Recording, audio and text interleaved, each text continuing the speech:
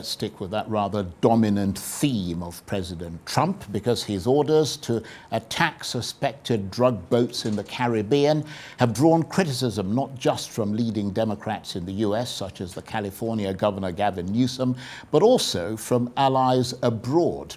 Mr. Newsom said it was chilling to see the US blowing up boats with no transparency and without the consent of Congress. Well, now there are reports in the American media of a rupture in US-UK relations, with sources saying that Britain has stopped sharing intelligence with the US in the Caribbean because of British concerns about the legality of the American strikes.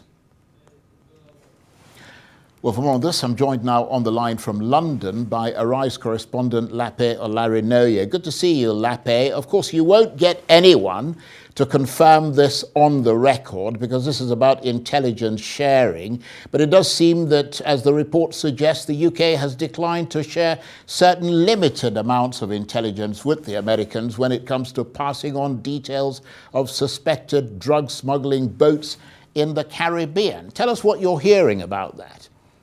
Well, so far, what we understand is that the UK is not denying this allegation. It's, so far it's still a report that's been flying around that the British government is pausing its intelligence sharing with a partner like the US that it has shared intelligence with for many, many years. Now, a British spokesperson earlier didn't deny it, but also didn't say that it was true, which typically suggests that something is very much relevant within this sphere.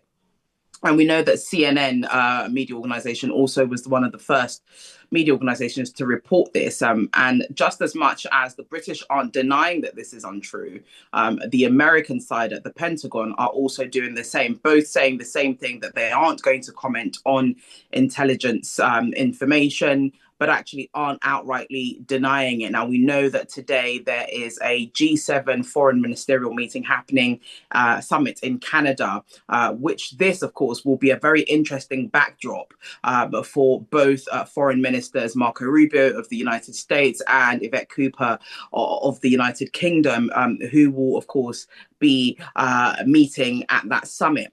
But a little bit more about the story, Charles. Now, it's interesting that this issue has come to the fore, particularly because it's been a very controversial move by the United States, which has been authorized by President Trump to continuously strike down these boats that are allegedly carrying illegal narcotics. And so for that reason, the British, if you like, have allegedly disassociated themselves from being involved in this. They say, of course, that it's in international waters.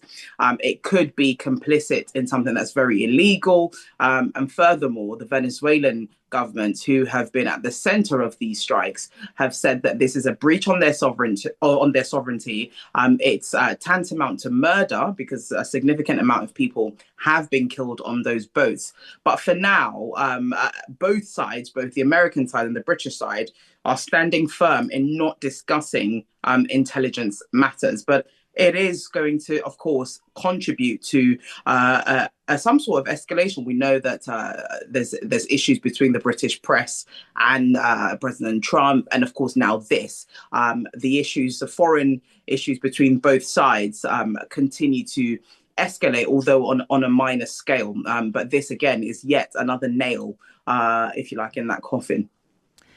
Now, the Americans are, of course, the dominant military force in the Caribbean, but Britain does have naval assets there, and there's clearly some value to British intelligence in that region, isn't there? Yes, previously, the British were always sharing intelligence information with the Americans because of their presence in that region. And we know that that is predominantly why these strikes have continued, because the Americans know where the boats are positioned, they know when the boats are passing, and so on and so forth. And so for that reason, the British stations there have been able to share that information, which is why now there's reports that the British want to pause this, because if this does escalate, the both sides will be complicit in something that could be illegal. It's very important to note that here, which is why that specific scientific report is suggesting that this is why the British may have made this move, because they're quite instrumental in that information sharing, something, like I said earlier, that both sides have done for many, many years. But now, under the leadership of Donald Trump, the nature in which the Americans are using that information is something that could potentially not sit well with the British, how they're using it, the nature in which the strikes are happening, the deaths involved, the kind of illegality of everything where it's taking place, the international waters, is all very much of a concern to the British side. And so for that reason, these kinds of steps aren't a surprise that they're being taken. Like I said, it has been a controversial move by the American government, these strikes on these boats. And so it's no surprise that this is happening now, especially from the British side and their overall position in that route. And Donald Trump's justification for these attacks is that this is a war on the US by Latin American drugs cartels, and therefore it justifies the extension of the terrorism designation and effectively the use of the laws of armed conflict against drug smugglers. Absolutely. I mean, you've pretty much summarized it there, Charles. I mean, this has been a big issue for Donald Trump. It was something that he was very much vocal about, his war on drugs, almost echoing previous American administrations. And so it has been a very instrumental thing for the American government to tackle this and tackle it head on. And there are reasons, that contribute to this, the sheer amount of drugs going into America, how it's spread, how it's dealt, and so on and so forth. And so it has become a very much top priority for the American government to have a very much pragmatic approach in dealing with this.